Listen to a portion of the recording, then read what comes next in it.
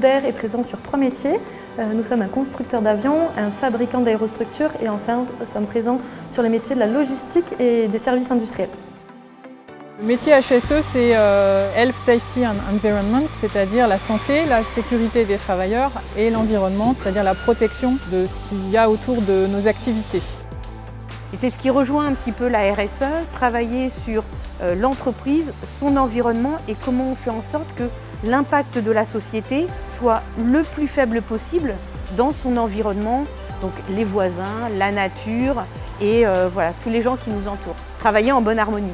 Et on va travailler aussi sur l'amélioration des conditions de travail des salariés, c'est-à-dire être à l'écoute des salariés, réfléchir à faire évoluer l'environnement de travail, donc les postures, travailler avec la nouvelle ergonome qui vient d'arriver dans le groupe. C'est en quelque sorte une mission qu'on se donne, c'est de faire en sorte que les salariés, quand ils quittent le travail le soir, ils rentrent chez eux en bonne santé, sans avoir été accidentés, sans avoir eu de problèmes à la fois psychologiques et physiques liés au travail.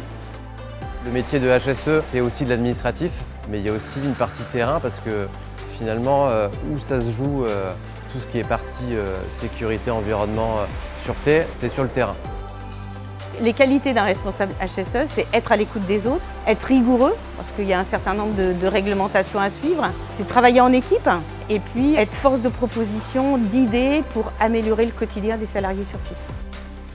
Il faut des capacités de communication, de réussir à convaincre, être diplomate et avoir de la pédagogie pour faire passer des messages et que les gens les reçoivent bien. En matière de sécurité et d'environnement, on mesure tous les jours des indicateurs de performance afin d'aller vers l'excellence opérationnelle.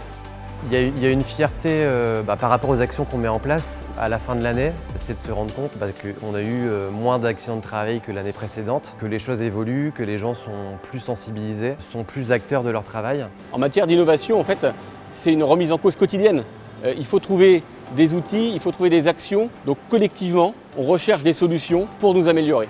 Ce qui est aussi intéressant, c'est qu'on ait une fonction support, mais pour autant on est intégré dans le fonctionnement global de l'entreprise. On n'est pas une fonction support de côté, où il n'y a pas de communication avec les autres services. C'est un échange entre les différentes équipes, on n'est pas isolé.